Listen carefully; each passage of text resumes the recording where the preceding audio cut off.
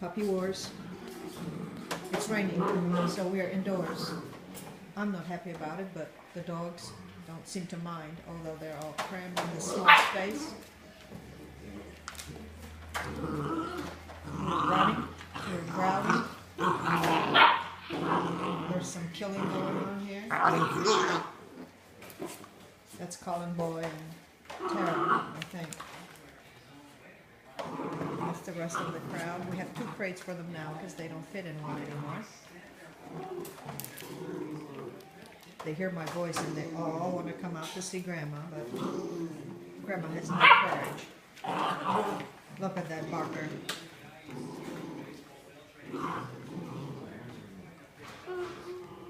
And if anybody thinks you can hide, no, not so much.